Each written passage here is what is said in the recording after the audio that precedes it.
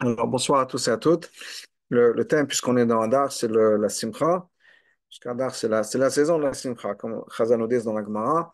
Mishenechnas Adar Marbin Besimcha. Quand Adar commence, on rentre, on agrandit, on rajoute dans la Simcha, on augmente la Simcha. Et bon, là, on est vraiment dans Adar, même si c'est Adar Rishon. Le, il y a une discussion à savoir exactement quand est-ce qu'on commence dans la Simcha. Alors, pour entrer la technicalité des choses. Est-ce que c'est l'Agma nous parle de Hadar et Rachid nous explique pourquoi est-ce que dans le mois de Hadar on rajoute de la Simcha? C'est parce qu'il y a Purim et Pessah. Rachid ramène Pessah. Alors Rabbi parle exactement pourquoi Pessah, mais en tout cas il semblerait que ce soit à cause de Purim. Donc si c'est à cause de Purim, le premier Hadar, il n'y a pas de Simcha. Malgré tout, malgré tout, on a plein de choses qui nous disent qu'il faut être dans la Simcha, même le mois de Hadar, même le premier Hadar, et à partir de Shabbat Mevachim, Hadar Rishon. Donc ça, on est déjà passé, puisque c'était bien avant, c'était déjà la semaine dernière, Shabbat Mevachim. Ce Shabbat, c'était déjà Aleph Rosh Chodesh Hadar. Donc on est bien, on a bien entamé la joie de Hadar. Alors, parlons un peu justement de cette idée-là, de la joie et de comment est-ce qu'il faut le faire, comment est-ce qu'on va le faire, etc., etc. Alors, premièrement, il faut savoir que d'être joyeux, c'est quelque chose qui est très important. Ça, c'est un principe de base fondamental. Ivdo et Hashem besimcha, il faut servir Hashem dans la joie. Ça, c'est tout le temps. Maintenant, c'est uniquement quand on sert Hashem. Ivdo et Hashem besimcha, quand on sert Hashem. Mais quand est-ce qu'on ne sert pas Hashem? Hachem, on le sert toute la journée, 24 heures sur 24, 7 jours sur 7. Il n'y a pas de moment où on n'est pas dans cette relation avec Hachem. Ceux qui m'écoutent savent que pour moi, la meilleure métaphore de la relation avec Hachem, c'est le mariage. Et le mariage, on est marié 24 heures sur 24, 7 jours sur 7. C'est pas quand il y a des moments où on est marié, des moments où on n'est pas marié. On est dans cette relation. On peut être chacun dans un endroit différent. Quelqu'un est au travail, quelqu'un, je ne sais pas, une maman qui est partie voir ses enfants dans un autre pays. On est, on est marié, on est dans cette relation, quelle que soit la situation, quel que soit le moment. Donc, notre relation avec Hachem, c'est aussi quelque chose qui est à 360 degrés, 24 heures sur 24, 7 jours sur 7. C'est notre identité. On est Eved Hachem. Comme la Gemara nous dit, Ani lo nivretil elal shameshet. Je n'ai été créé que pour servir Hachem. C'est-à-dire que toute mon existence est d'être le serviteur d'Hachem. Si toute mon existence est d'être le serviteur d'Hachem et qu'il faut servir Hachem dans la joie, eh bien, toute mon existence doit être dans la joie.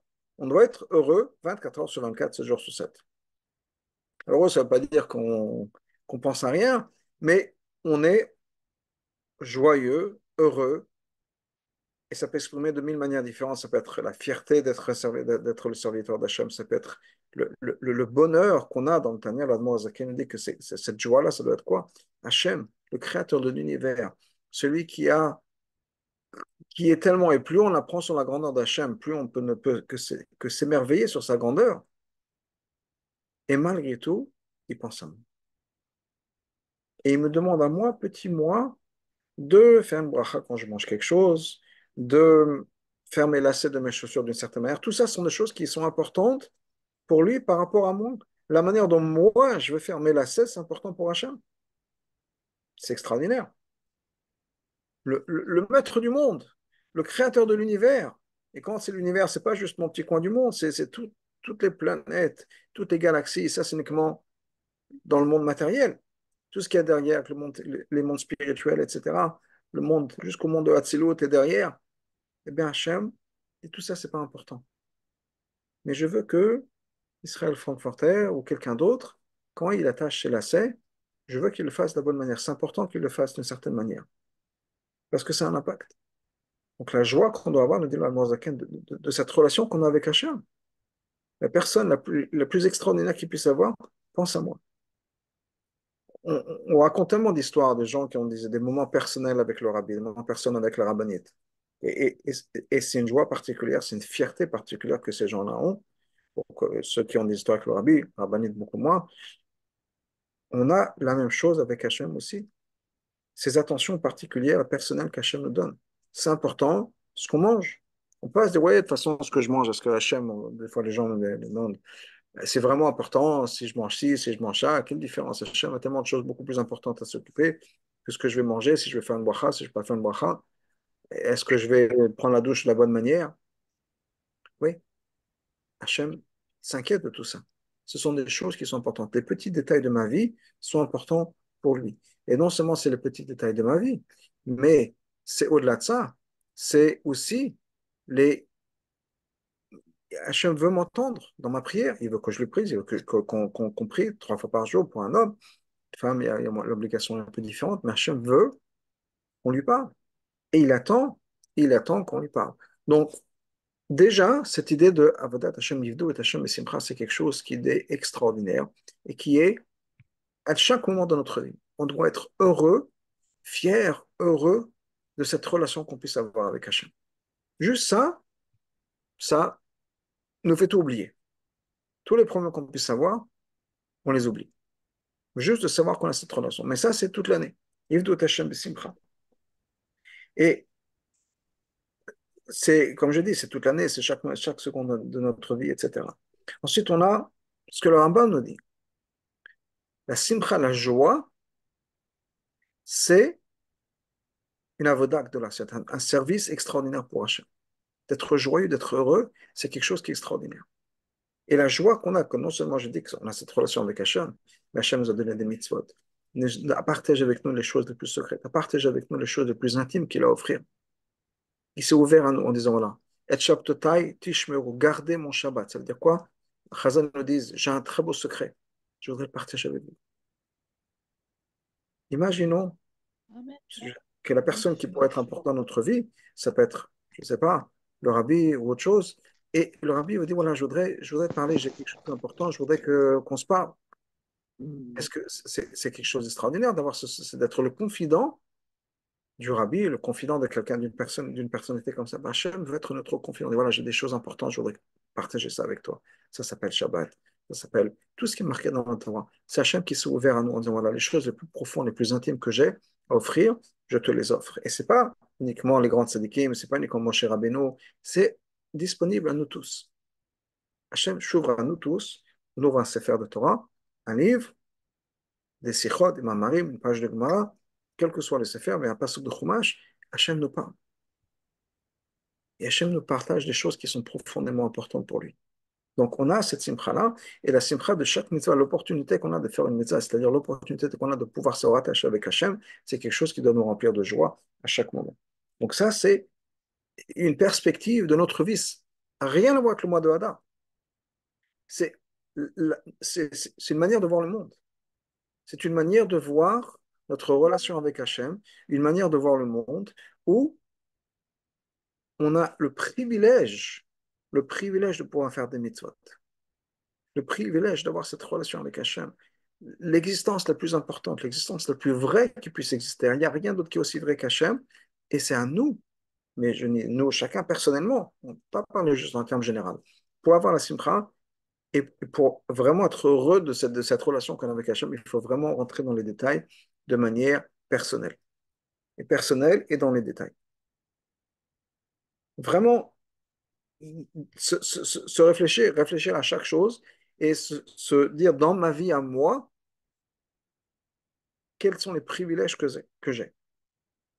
De se dire, oui, de manière générale, c'est le mot MCI, mais Dalbert dit que quand on réfléchit, on médite sur la grandeur d'Hachem, etc., on ne peut pas juste réfléchir dans les thèmes généraux, parce que ça ne nous parle pas. On a vraiment besoin de penser à soi. Alors, il y a des gens qui, des fois, gardent un journal où tous les jours, ils écrivent quelque chose de beau qui s'est passé, quelque chose sur lequel ils sont reconnaissants. Et c'est important.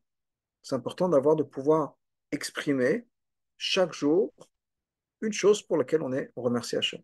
D'autres personnes qui disent merci Hachem, quoi qu'il arrive. Okay? Quelqu'un je une fois dans un Metrabad, et il y a quelqu'un qui parlait, comme des gens, un des gens du Betrabad qui fréquentait Betrabad, et voilà, il a appris à dire toujours merci Hachem. Quoi qu'il arrive, il a dit s'il a été renvoyé de son travail, merci Hachem. Sa voiture est tombée en panne, merci Hachem. Il dit juste ces mots-là ont changé ma vie. Il dit J'étais quelqu'un qui était anxieux, je me faisais des soucis, etc. J'ai pris en quelques semaines après avoir pris cette décision de dire merci Hachem, ma vie a changé. Je parlais juste tout à l'heure d'écrire des choses sur lesquelles on remercie Hachem. J'ai entendu une histoire extraordinaire hier soir, une histoire dure qui fait mal. Et cette femme qui racontait qu'elle a pris la décision que chaque jour, elle a ouvert un cahier, et chaque jour, elle parle, c'était dans son téléphone, et chaque jour, elle marquait dans son téléphone, dans ses notes, dans l'application des notes, elle écrivait une chose pour laquelle elle remercie Hachem. Il y a un jour, malheureusement, elle a eu une fausse couche. Elle attendait des jumeaux, elle a fait une fausse couche. Et c'était une journée horrible, elle était en douleur, elle était douleur physique, bien sûr, douleur mentale, émotionnelle, et ils avaient des enfants.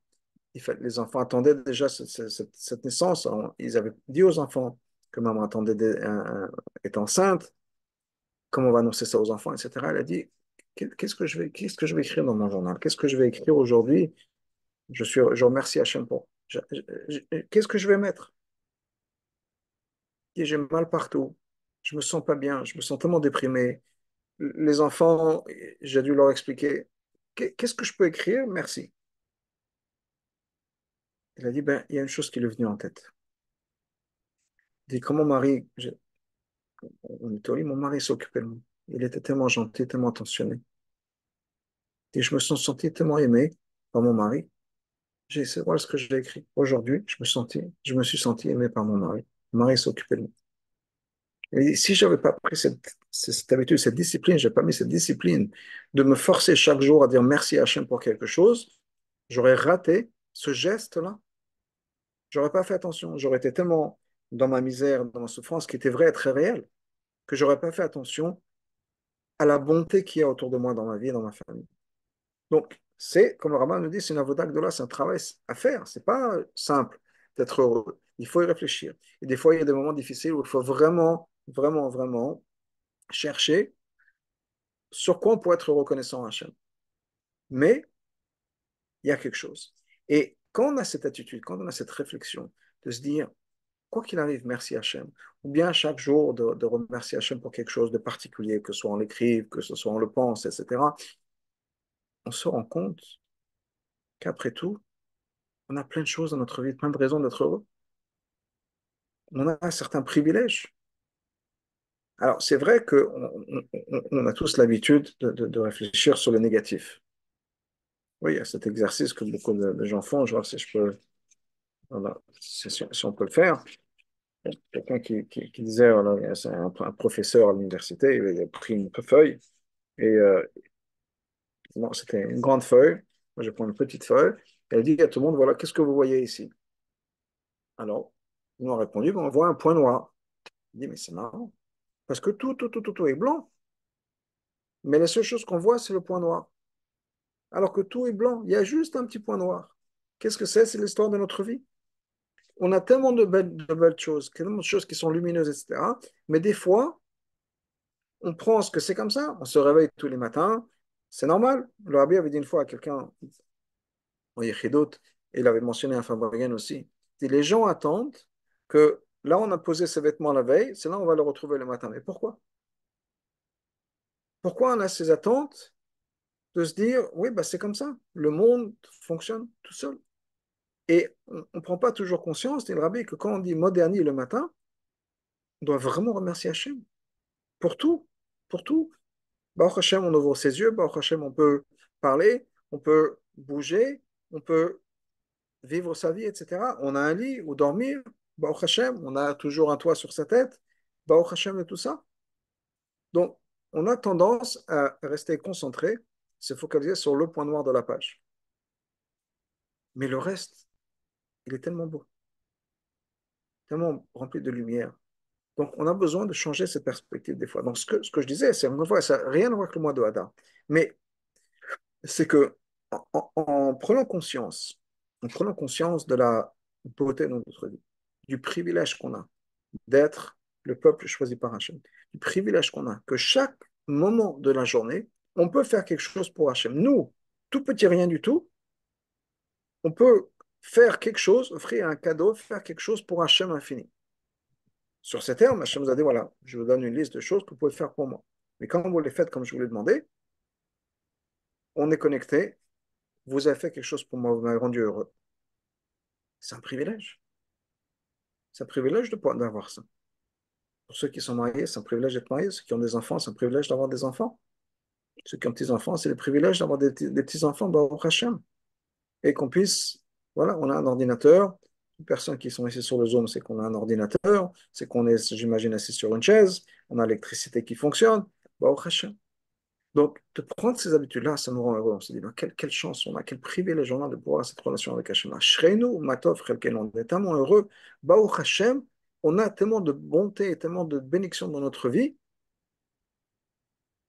Comment est-ce qu'on pourrait être autre chose que heureux et reconnaissant avec Hachem le fait, encore une fois, ben, dans le spirituel, de pouvoir, à chaque moment de notre vie, faire une mitzvah. On dit dans la Tfila, ça vient de Chazal, רצה הקדוש ברוך הוא לזכות את ישראל, לפיכך יבא להם תורה מצוות. Hachem a voulu donner du mérite au peuple juif, donc il leur a donné beaucoup de Torah et beaucoup de mitzvot. Ça veut dire quoi? Il y a toujours une opportunité de faire quelque chose. On a soif, on fait une bracha. On a faim, on fait une bracha. Comment on se lave les mains, comment on prend une douche, comment on s'habille. Il y a une mitzvah à faire, du haut vers le bas, le droit à gauche, etc. On a toujours, à chaque moment, une opportunité de dire quelque chose, de faire quelque chose pour Hachem. C'est extraordinaire. C'est extraordinaire. Donc le rabbin nous dit cette avoda-là, de pouvoir faire quelque chose pour Hachem, la Torah, Mitzvot, etc., c'est quelque chose qui ne peut nous remplir que de joie. Du privilège qu'on a, Ashreinu Matov, on devrait danser dans la rue, si on peut dire, la joie qu'on a. On a été choisi par Hachem, chacun d'entre nous personnellement, pour faire quelque chose pour lui. Et ce qu'on fait est important pour Hachem. Et Hachem nous le parle, Hachem nous dit, voilà, merci beaucoup. Bon, ça me fait plaisir quand tu fais ci, quand tu fais ça, etc. On a, Baruch Hashem, cette opportunité d'avoir cette relation avec Hachem. Quand on fait une bracha, on dit Baruch Ata, toi, ce que la Chassidut nous explique, c'est que toi, ça veut dire que tu es en face de moi. Sinon, c'est où? Où, c'est quelqu'un qui n'est pas là. Lui ou elle. Toi, c'est quand je te parle. On a cette relation directe entre Hachem et nous. On se parle. Non seulement on se parle, on se tutoie, enfant. C'est extraordinaire. La relation qu'on peut dire, qu'on peut avoir. Imaginez quelqu'un qui dit, moi, je ne connais pas, peut-être pas le président, je ne connais pas Hachem, je lui parle tous les jours, 3 fois par jour, tutoie. C'est extraordinaire. Comment est-ce qu'on pourrait ne pas être rempli de joie comme ça, avoir cette opportunité. Alors bien sûr, c'est l'habitude, on n'y fait pas toujours attention, la vie prend le dessus, et on se dit, oui, il n'y a pas que moi, il y en a encore quelques millions d'autres personnes. C'est vrai aussi, mais ça n'enlève rien au privilège qu'on a chacun personnellement de cette relation avec Hachem. Donc ça, c'est quelque chose qui est vraiment fantastique et il faudrait prendre en considération. En parlant de la relation, je dis que même s'il y a d'autres personnes qui sont comme ça, il y a une histoire avec le rabbi sur les lettres. C'est que le rabbi envoyait des lettres pour le bar mitzvah, pour les mariages et d'autres occasions, les naissances, les brit mila. Et il y avait une fois un khatan qui passait devant le rabbi Odona et le rabbi lui a demandé, est-ce que tu as déjà reçu ma lettre? La lettre pour le mariage. Khatan n'a pas compris tout de suite, il n'a pas saisi, ou peut-être qu'il n'avait pas encore reçu. Et le rabbi lui a dit, moi je l'ai déjà envoyé, je l'ai déjà signé. Donc tu vas la recevoir bientôt. Ce Khatan a raconté un peu après cette histoire, l'histoire suivante. Elle dit, ce que le rabbi a fait, c'est extraordinaire. Nous, on était quelques amis à la yeshiva, et on se posait la question suivante. Quand le rabbi envoie une lettre, et c'était des lettres, disons, plus ou moins standards, les lettres de la naissance, bar brit mila, coupe des cheveux, l'opshanish, le bar mitzvah, le bat mitzvah, le mariage, c'était des lettres qui étaient standards, plus ou moins. Et il a dit, est-ce que le rabbi sait plus ou moins qui l'envoie, ou bien juste sinon on lui donne un stock, un pile de lettres, et il signe, il signe, il signe, il signe, c'est toutes les mêmes de toute façon. Il n'y a rien à regarder. Dis-moi, je pensais que le rabbi, il ne regardait pas les lettres. Il y a une lettre, voilà, on lui donne, je ne sais pas, 20, 50, 100 lettres de bar mitzvah, de mariage, il les signe comme ça.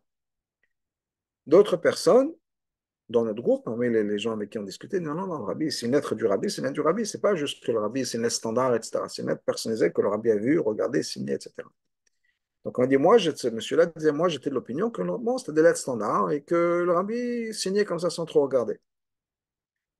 Quand le rabbi m'a demandé est-ce que j'ai reçu la lettre, parce que lui l'avait signée, c'est un message très clair. Chaque lettre, même une lettre standard, on peut dire, ouais, il y a encore 1000 personnes qui ont la même lettre. Non, non, non. C'est une lettre personnelle que le rabbin nous a envoyée. C'est vrai qu'effectivement, la lettre, c'est peut-être les mêmes mots que d'autres lettres. Et on a reçu une lettre tel et tel jour, mais peut-être pas une date unique, parce qu'il y a peut-être une dizaine, une cinquantaine, une centaine de personnes qui ont reçu une lettre datée du même jour. Ça n'enlève rien à la spécialité du fait que le rabbin nous a envoyé une lettre à nous personnellement. Donc, et là, on a une relation avec Hachem. Chaque fois qu'on fait une bracha, chaque fois qu'on étudie la Torah, c'est un message d'Hachem directement. Donc, on ne peut être rempli que de joie. Donc, ça, c'est une chose.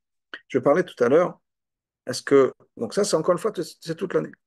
Arrive le mois de Hadar, arrive le mois de Hadar, il faut augmenter dans cette simcha.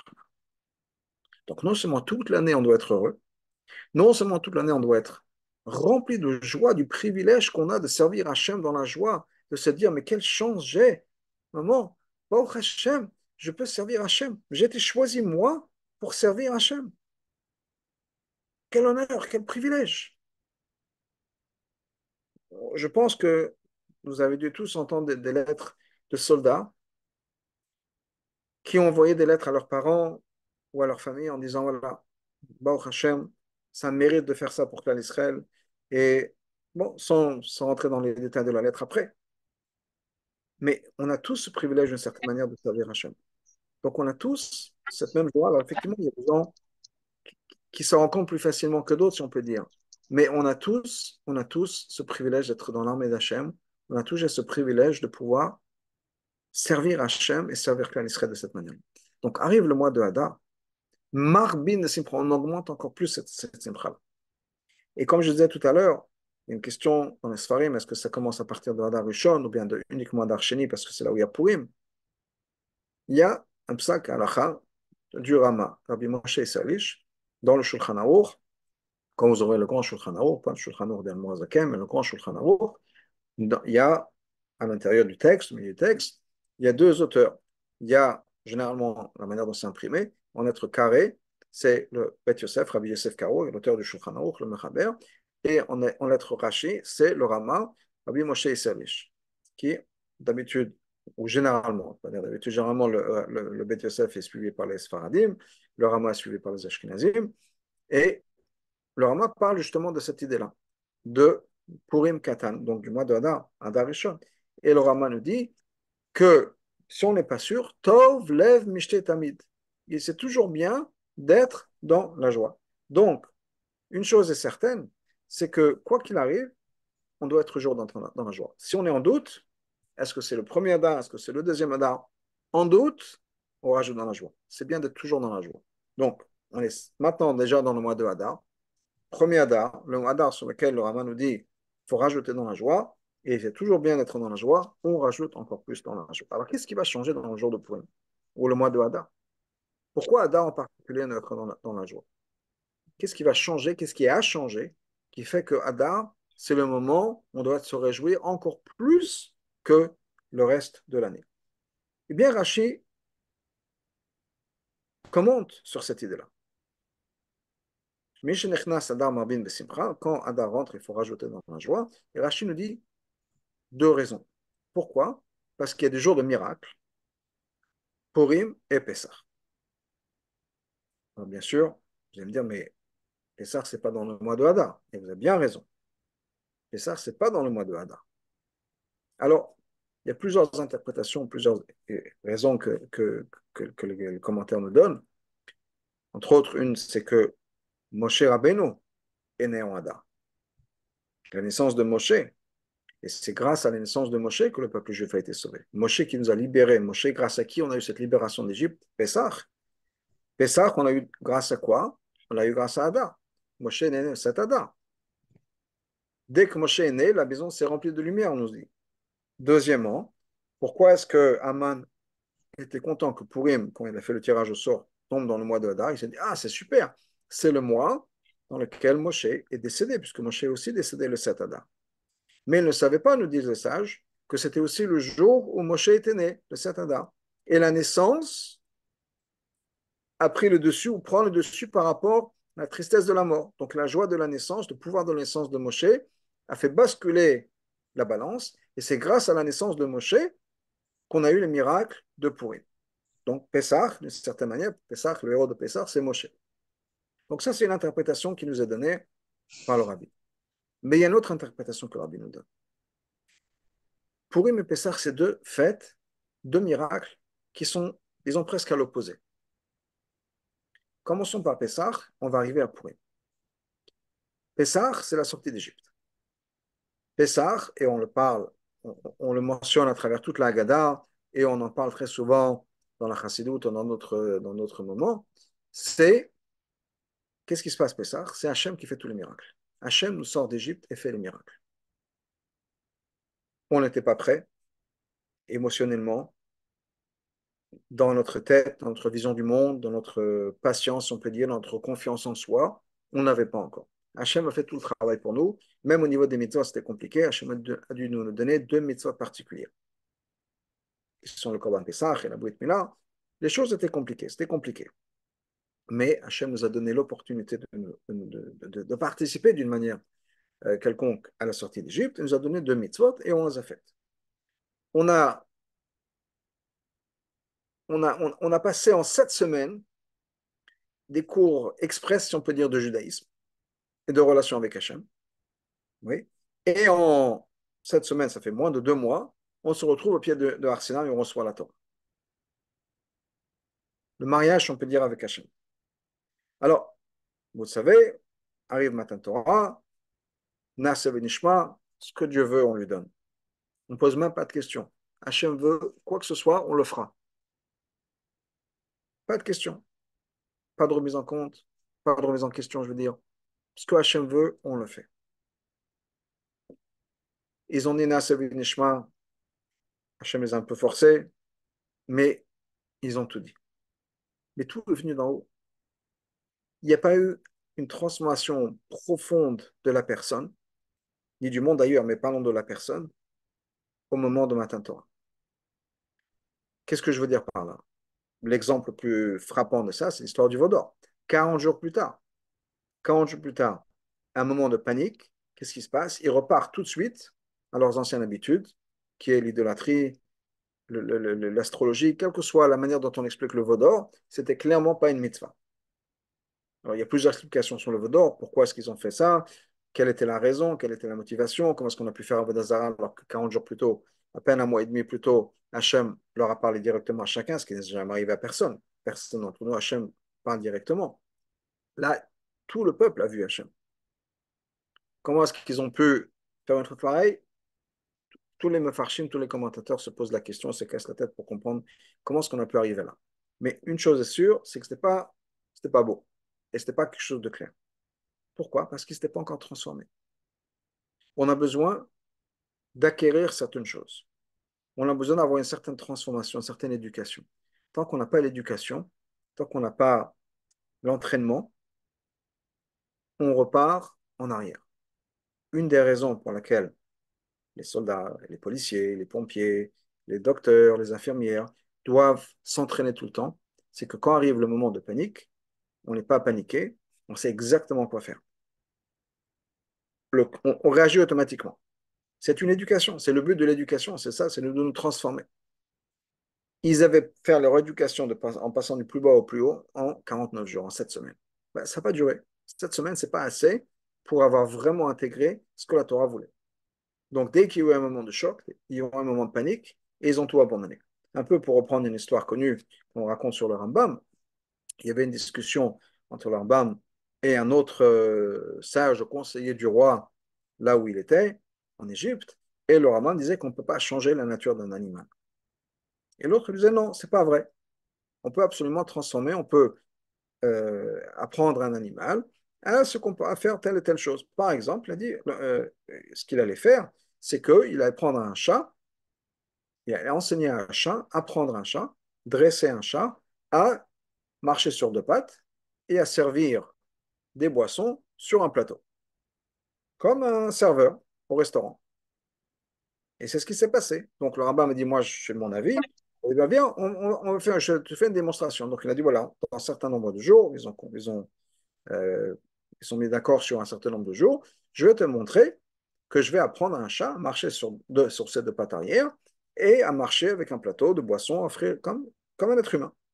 Alors on dit, ok, très bien, fais ce que tu veux. Donc, Tout le monde est rassemblé pour le jour X. Et ce monsieur-là amène son chat. Le chat est avec comment ça s'appelle? Un costume, un smoking. Et il marche sur ses deux pattes, avec son plateau, avec des boissons. Et toi, il dit au Rambam, tu vois, le Rambam ne dit rien. Il avait dans sa poche une petite souris. Il fait sortir la souris, il la fait courir devant le chat. Dès que le chat voit la souris qui court, il laisse tous par terre, il jette son plateau avec les verres, etc. Et il se met à courir après la souris. Et à un moment donné, tu vois, on ne peut pas transformer un animal. C'est pas possible. Ça, c'était pour un animal. Bien sûr, on ne parle pas d'un être humain. Mais l'idée, c'est qu'il y a effectivement, comme on dit, chasser le naturel revient au galop. C'est un peu ce qui s'est passé avec l'histoire du Vaudan. C'était encore le naturel pour eux, c'était pas encore d'avoir intégré la relation avec Hachem. C'était quelque chose qui n'était pas encore pour eux naturel. C'était quelque chose sur lequel il fallait se forcer. Comme quand on apprend, je sais pas, à conduire, on apprend à faire du ski, on apprend autre chose. C'est pas encore, ça coule pas. C'est difficile. On a besoin de se rappeler à tout, à chaque étape quand on apprend à conduire. Attends, attention, il faut que je me rappelle de mettre la ceinture de sécurité, il faut que je me rappelle le clignotant, il faut que je me rappelle de regarder les miroirs. On a besoin de penser à tout. C'est pas encore quelque chose qui est intégré. Alors, une fois qu'on a conduit pendant quelques années, on n'a plus besoin de penser à tout ça, c'est automatique.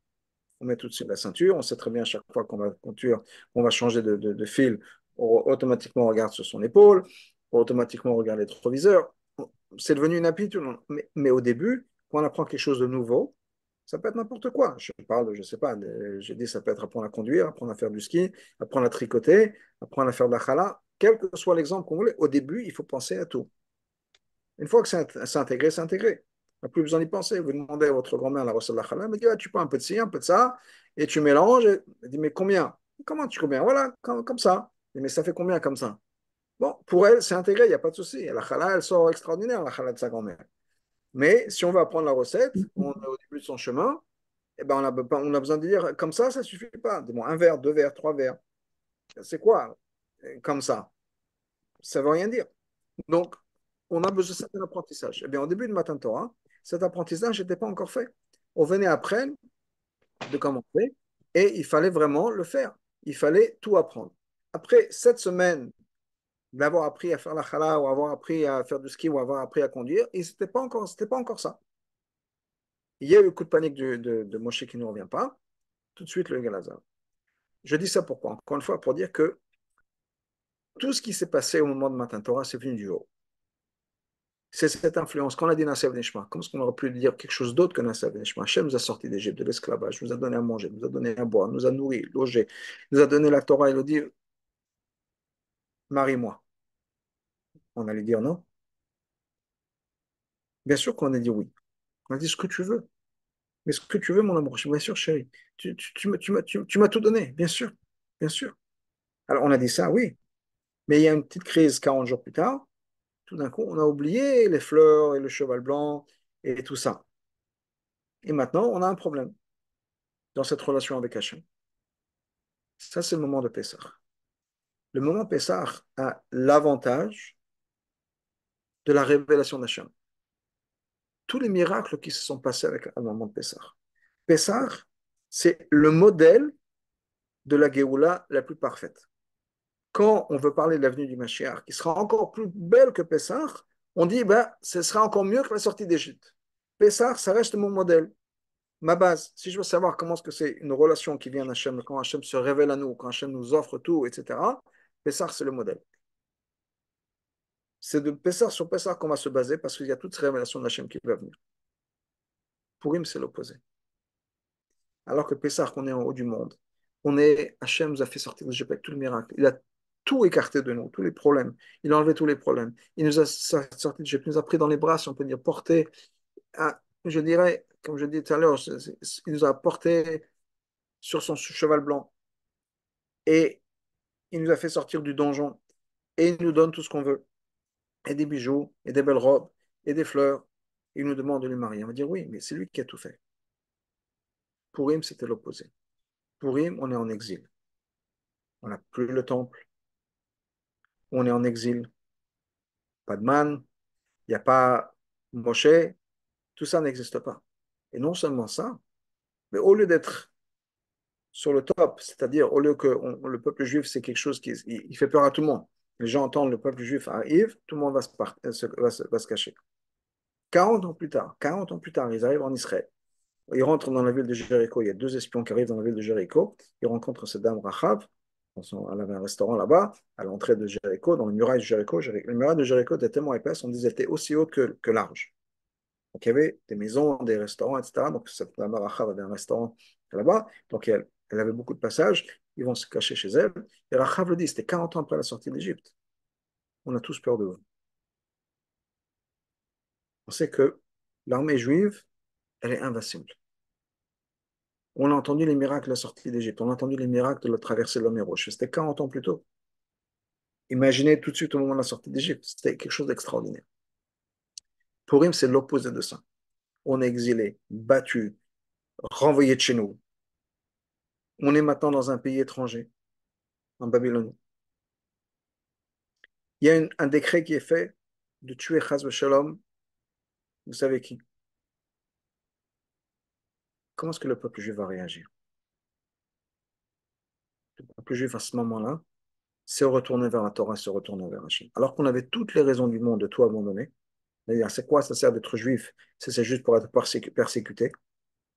Mais non, non, non, non. Notre relation avec Hachem, c'est pas juste dans les bons moments. On est ensemble pour le meilleur et pour le pire. Dans les mots de Chazal, Kimo vekiblo, le pasuk nous dit que le peuple juif a accepté, ou bien un autre pasuk qui nous dit Kibel ayudim et le peuple juif a accepté ce qu'il a commencé à faire. Et Chazal nous dit, ça veut dire quoi qu'il a accepté ce qu'il a commencé à faire? On a commencé à faire la Torah, au moment du don de la Torah, au moment de Matan Torah. Mais on a vraiment accepté le jour de Purim. Qu'est-ce qui a changé? Quoi la différence entre Purim et Matan Torah? Quelle différence? Qu'est-ce qui s'est passé? Matan Torah, comme je l'ai mentionné un peu tout à l'heure, j'ai fait une allusion. Hachem nous a forcé à accepter la Torah. Hachem me dit quoi? Vous savez quoi? Vous avez le choix. Soit vous acceptez la Torah, soit il a pris le mont Sinaï, il a pris le Har Sinaï, le mont Sinaï, il a mis au-dessus de la tête du peuple juif. Il a dit, vous avez le choix. Vous acceptez la Torah, ou bien je vais laisser glisser la montagne sur vous. La montagne vous tombe sur la tête. Qu'est-ce que vous allez choisir? Bon, ils ont fait le choix intelligent, ils ont choisi la Torah. Comme ça, ils ont sauvé leur vie. Pour eux, c'était l'opposé. Pour eux, il y avait un décret contre les Juifs. Si quelqu'un décide de plus être juif, pas de décret. Si je me convertis à ce que c'était à l'époque, il n'y aura pas eu de décret. Puisque le décret est contre les Juifs. On abandonne son judaïsme, tout va bien. Eh bien, ils ont accepté le judaïsme. Et ça a montré que quand on est sorti d'Égypte, quand on a accepté la Torah, ce n'est pas parce qu'on voulait sauver sa peau. Au contraire, on a accepté la Torah parce qu'on veut une relation avec Hachem. Eh bien, Purim, c'est le moment où on a pu le montrer. On a pu démontrer que notre relation avec Hachem est tellement forte que même au risque de notre vie, on reste fidèle à Hachem. C'est pas juste pour sauver notre peau comme on aurait pu le penser au moment du Matan Torah, au moment du don de la Torah, où on accepte la Torah pour ne pas être écrasé par la montagne. Non, non, non, là c'est le contraire.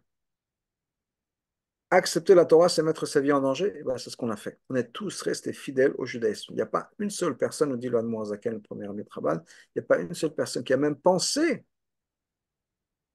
de dire peut-être que je devrais abandonner le judaïsme. Je peux sauver mes enfants comme ça, je peux sauver ma famille, ma femme et mes enfants. Même pas une personne n'a pensé comme ça. Tout le monde est resté fidèle au judaïsme. On a vraiment, vraiment, vraiment accepté la Torah le jour de Purim. Ou pendant cette année-là. Pas juste le jour de Purim, mais pendant toute cette année, puisque l'histoire de Purim, c'est presque un an. Depuis le moment où le décret est sorti, ce qui est le moment de Pessah, jusqu'au moment de Purim. Donc c'est presque pendant un an où il y a eu ce décret-là.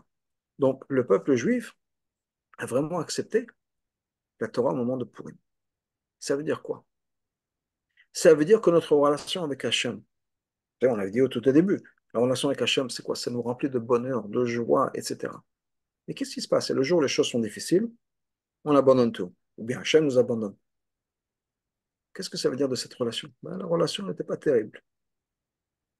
Si on est uniquement dans cette relation quand tout va bien, c'est que franchement, on ne s'aimait pas vraiment. C'était bien pour tout le monde, ça marchait bien pour tout le monde, chacun y trouvait son compte.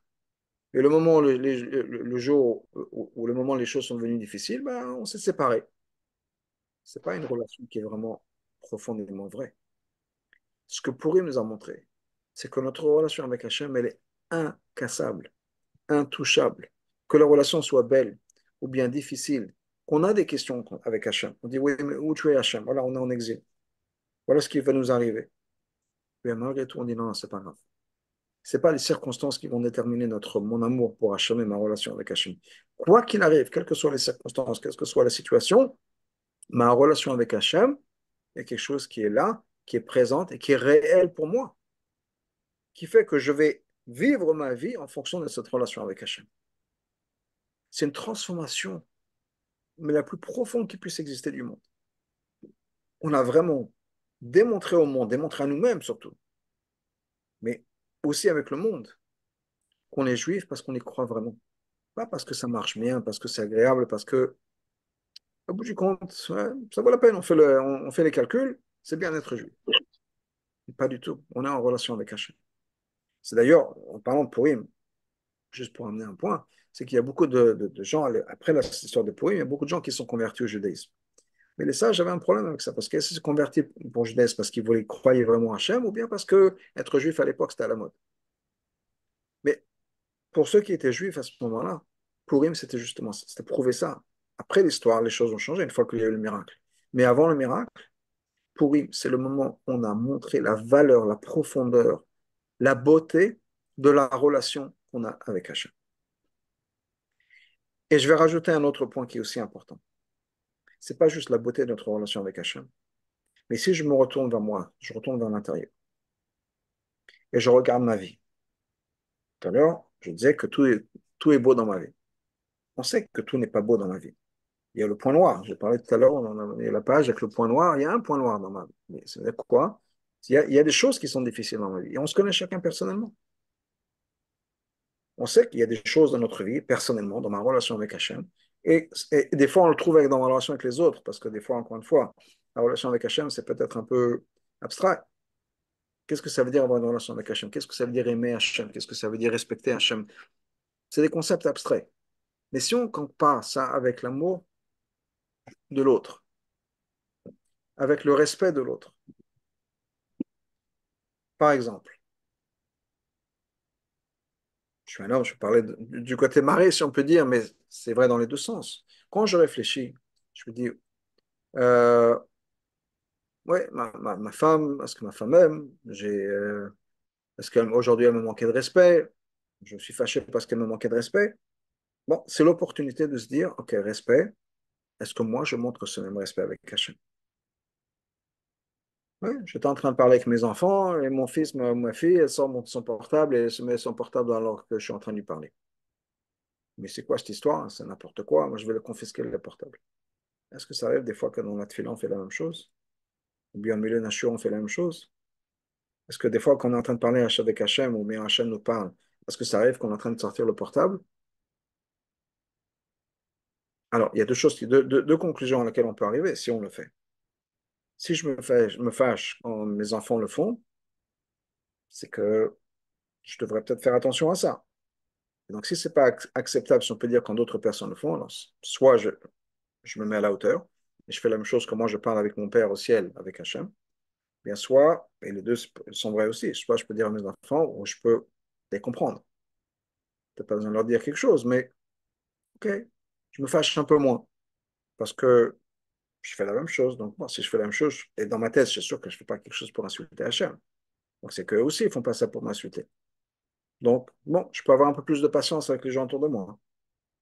Et je peux aussi réfléchir un peu plus en disant, est-ce que ce que je fais, c'est bien par rapport à Hachem? Si des fois, je ne me sens pas assez aimé, voilà, il y a des choses qui sont importantes, je vais là, ma femme ne fait pas attention à moi, mon mari ne fait pas attention à moi. C'est l'opportunité de réfléchir dans ma relation, parce qu'encore une fois, une relation avec les gens, c'est beaucoup plus réel, en tout cas pour moi, personnellement, qu'une relation avec Hachem. Qu'est-ce que ça veut dire manquer de respect avec Hachem? Qu'est-ce que ça veut dire aimer Hachem? Je ne sais pas, mais être aimé ou bien aimer quelqu'un, j'ai une meilleure idée. Donc, on peut se servir de ça pour réfléchir à sa vie. Mais je pense, encore une fois, je ne peux parler que de moi, mais je pense que on a tous des difficultés ou des challenges dans la vie. On n'est pas parfait. Si j'étais parfait, quand je rentre des fois à la maison, ma femme est énervée et fatiguée et qu'elle partage sa frustration avec moi, si on peut dire, et qu'au lieu de l'écouter, je me fâche, c'est qu'il y a un ego quelque part. Et je peux me redire, ah, encore une fois, j'ai répondu. Je ne voulais pas lui répondre, je voulais juste l'écouter. Parce que j'ai entendu tellement de shiurim, tellement de rabbanim, tellement de gens qui disaient, de psychologues, qui disaient, il faut écouter l'autre épouse, pas me laissons égaux. Au contraire, être à l'écoute de l'autre. Même si on se sent attaqué, c'est pas grave. Non, elle ne veut pas m'attaquer. Mais je sais personnellement, encore une fois, je ne peux parler que de moi-même, qu'il y a des fois où je réponds. Je me sens attaqué, je réponds. Et je me dis, ah là là, encore une fois. Voilà, j'aurais voulu être à l'écouter. Et encore une fois, je me mets à répondre, à ne pas l'écouter, et elle se fâche, etc. On sait qu'il y a des choses dans la vie où on n'est pas encore parfait, des choses à travailler. Et ce que Pourri nous enseigne, c'est que si on n'avait pas ces difficultés, il n'y aurait pas de transformation possible. S'il n'y avait pas les challenges de Purim, s'il n'y avait pas les choses, encore une fois, les difficultés de Purim, alors on n'aurait pas eu le miracle, on n'aurait pas eu la transformation. Je disais que le peuple juif a accepté la Torah au moment de Purim, vraiment à 100%. Pourquoi? Parce qu'il y avait une challenge à leur relation avec Hachem. Au moment de Matan Torah, il n'y avait pas de difficulté. Tout était beau, tout était parfait, tout était merveilleux. Alors on a dit oui, mais est-ce que c'est vraiment la relation qu'on veut? Est-ce qu'il n'y a pas plus profond que ça? Mais la réponse est oui, il y a plus profond. Donc quand tout va bien, c'est bien. Mais des fois, ça laisse un point d'interrogation quelque part. Est-ce qu'on s'est vraiment transformé? Est-ce que je serais prêt à me sacrifier pour Hachem? Est-ce que je serais prêt, si les choses étaient un peu plus difficiles, comment est-ce que je réagirais? Si j'étais à l'époque des chassidim de Russie, quel genre de vie moi j'aurais? Bon, Hachem, je ne le sais pas.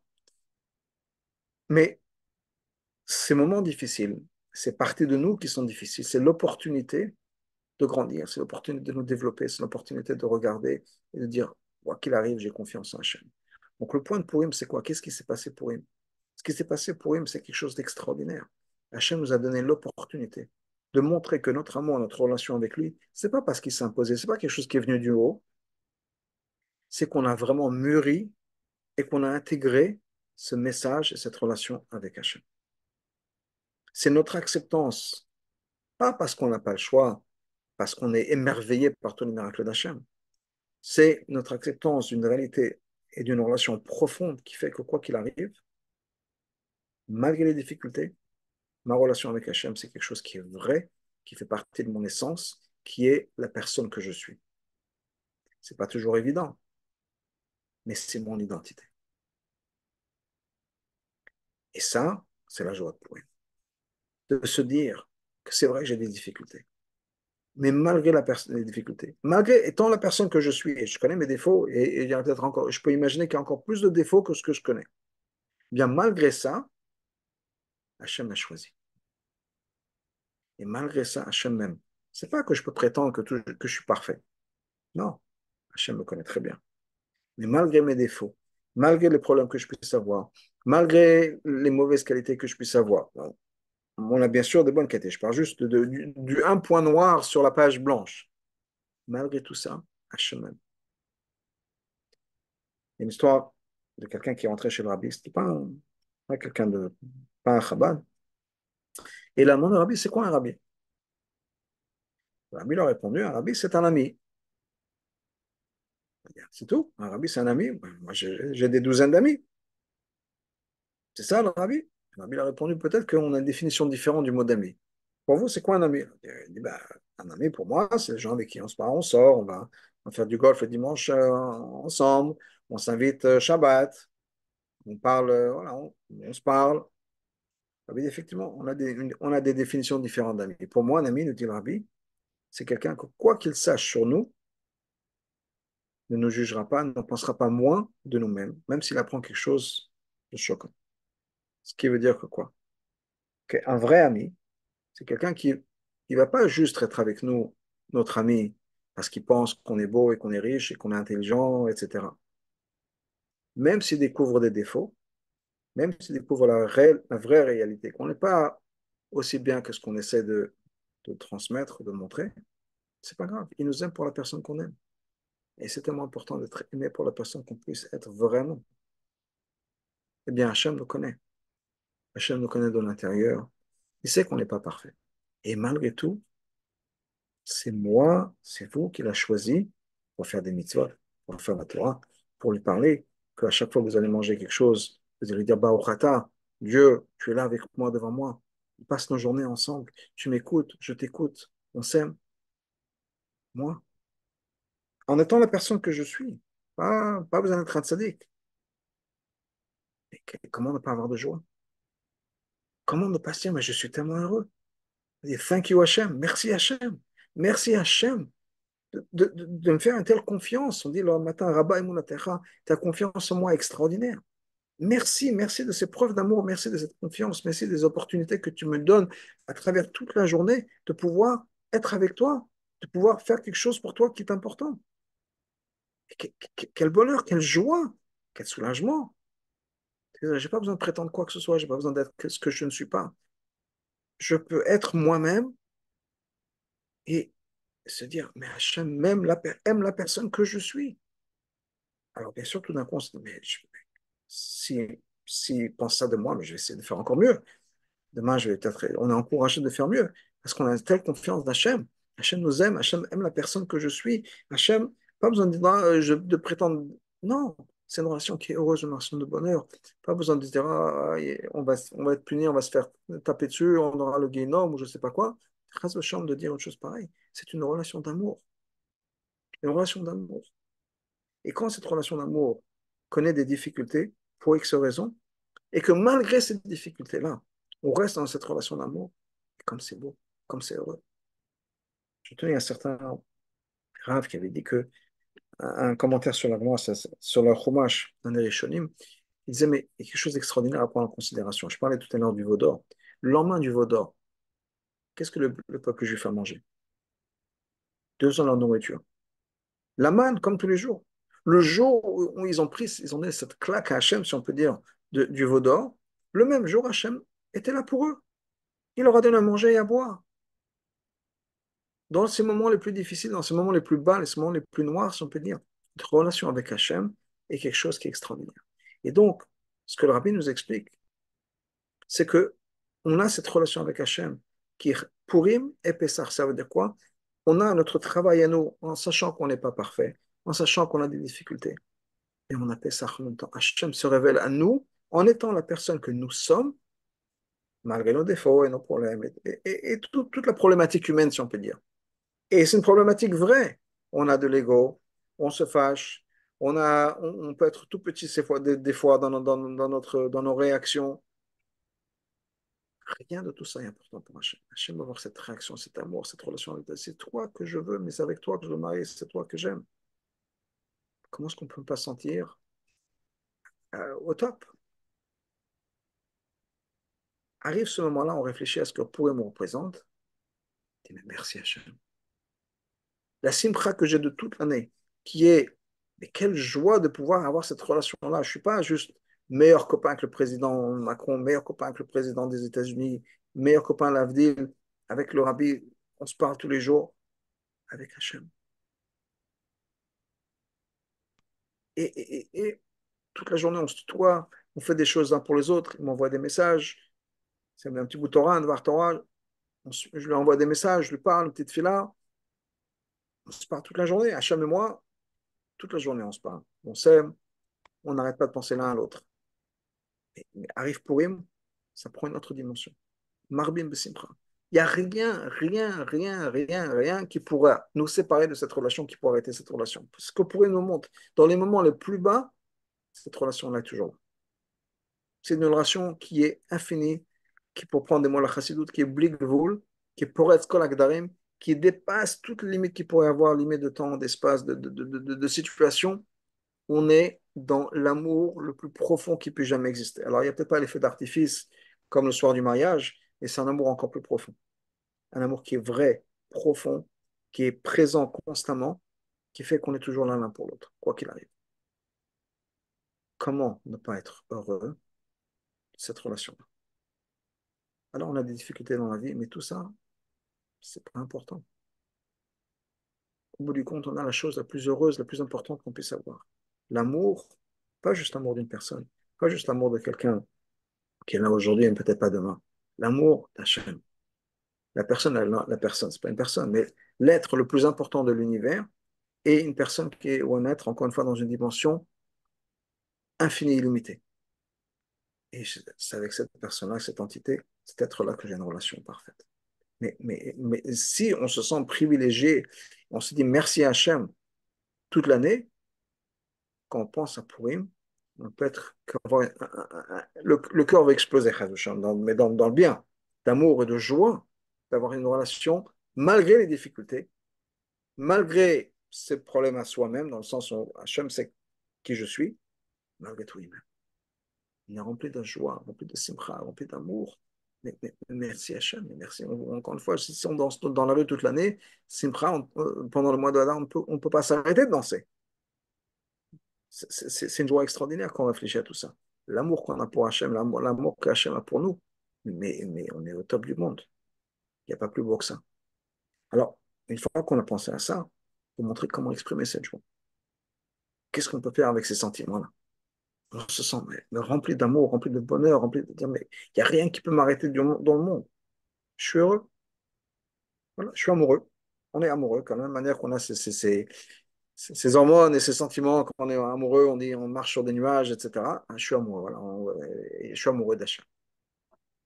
Comment est-ce qu'on exprime ça, cet amour? Dès qu'il n'y a pas d'amour, il y a des gestes d'amour. Qu'est-ce qu'on peut faire avec ces gestes d'amour? Alors, une chose que Rabbi nous dit, premièrement, c'est qu'on a ces sentiments d'amour et de joie pour Hachem. Quoi qu'il arrive, il faut, quelle que soit la situation, il faut être marvé de simcha. Que ce soit la musique, si ça nous fait plaisir, que ce soit des belles séoudotes, si ça nous fait plaisir. Il faut être heureux. Il faut rajouter dans la simcha, quoi qu'il arrive, sans, sans sans d'autres plans, si on peut dire, ou sans autre idée, juste ajouter dans la simcha, se rendre heureux. Et rendre heureux, ça veut dire penser à soi aussi des fois. C'est une mitzvah de penser à soi des fois. C'est une mitzvah d'être heureux. On est aussi un juif. Et Rabbi Zoché d'Anipoli, une fois, disait, c'était quelqu'un qui était extrêmement pauvre, qui n'avait pas toujours à manger. Et il dit, c'était un jour où il avait vraiment faim, ou peut-être 2, 3 jours qu'il n'avait pas mangé. Il dit, si quelqu'un donnait à manger à Zoché, ce serait une grande mitzvah. De nourrir un juif, c'est aussi un juif. Donc on a besoin de faire attention à soi et de se faire plaisir des fois, de manière cachère, de manière shulchan aruch, mais on a besoin de penser à soi-même. C'est une réalité, on est juif, on est, donc on mérite, et s'il n'y a personne d'autre qui va le faire pour nous, on peut se faire plaisir à soi. Donc ça, c'est une chose. Mais bien sûr, il y a une joie qui est dans cette relation, puisqu'on est amoureux d'Hachem. Donc on va faire des choses pour Hachem. Donc c'est rajouté dans l'étude de la Torah. L'étude de la Torah, ça veut dire quoi? C'est d'être à l'écoute d'Hachem, c'est quand Hachem nous parle. Hachem dit, voilà, j'aime ci, j'aime ça, etc. Donc on étudie la Torah, on rajoute dans l'étude de la Torah, c'est rajouté dans l'écoute d'Hachem. Il dit, je suis tellement amoureux, je peux passer ma journée entière avec lui. Juste à l'écouter. Ça, c'est l'étude de la Torah. Ou bien, je suis tellement amoureux, ce qu'elle me demande, je le ferai toute la journée. Acheter des fleurs, acheter des glaces, acheter des ballons, sortir ensemble, ce que tu veux, mon ami. Et bien, la même chose au niveau, ça, c'est les mitzvot, ce que les gestes que nous, on peut faire pour Hachem. Ce que tu veux. Donc, rajouter dans les mitzvot, rajouter dans la Torah, pour pouvoir vivre, canaliser, concrétiser ce sentiment d'amour qu'on a pour Hachem. On veut vraiment être tout le temps ensemble et il n'y a rien d'autre qui compte. Donc, ça, c'est la joie de Purim, la joie du mois de Hadar. Vraiment, la joie de la relation. Il faut y penser. Il faut y penser, il faut trouver un moyen de réfléchir. Des fois, ça veut peut-être dire marquer dans son calendrier, voilà, n'oublions pas de dire merci Hachem aujourd'hui, avant la tefila, chacun le moment qui pourrait marcher, avant d'aller dormir, le matin qu'on se réveille, c'est le moment de l'année, quelle que soit la situation. Chacun peut trouver une manière, encore une fois, ça peut être marqué dans dans son téléphone, ça peut être quelque chose tous les jours, ça peut être avoir un carnet, quel que soit, chacun peut avoir sa manière. Et si vous me contactez, si vous voulez avoir d'autres idées ou en parler après le show, on peut le faire. Mais ce qui est important, c'est de vraiment de ressentir ça. Dire merci Hachem. Thank you Hachem, comme on dit en Amérique. Merci Hachem. Merci Hachem de cette relation. Quel bonheur de se sentir aimé, se sentir apprécié pour la personne que je suis. Pour la personne que je suis. Et des fois, on sait que ça fait mal de ne pas être apprécié. Mais on se fatigue tellement à la maison, et les enfants qui n'apprécient pas ou le mari qui n'apprécie pas, ça fait mal. Quand on apprécie, ça fait plaisir. Mais vraiment de sentir, d'apprécier ce que Hachem fait pour nous. C'est pas juste comme nous, ce qu'on fait dans la maison, c'est quoi? C'est le ménage et la cuisine et d'autres choses. Pas pour minimiser, au contraire. Mais qui a fait qu'on a, Baruch Hachem, on a une maison? qui fait qu'on a, Baruch Hashem, on a du linge à laver, et qu'on a une machine à laver pour faire le linge, et qu'on a, Baruch Hashem, des enfants qui peuvent porter ce linge et le salir. C'est Hashem. Merci Hashem. Merci Hashem de tout ce que nous a fait. Donc, que Dieu fasse qu'on puisse vraiment prendre conscience et retomber amoureux de Dieu, ou bien l'être encore plus, parce que maintenant qu'on est dans le mois de Hadar, et qu'on puisse vraiment vivre cette joie-là, cette joie de Purim, cette joie de Hadar, et qu'on puisse vraiment célébrer Purim et Pessah. Encore une fois, ça va être les deux Beth Amikdash. Pessah, c'est comme le premier Beth Amikdash, il est venu du ciel. Purim, c'est le Beth Amikdash qu'on a construit nous-mêmes, de nos mains, et qu'on puisse dépasser ça, et qu'on puisse avoir les deux à la fois. Le troisième Beth Amikdash, avoir les deux à la fois.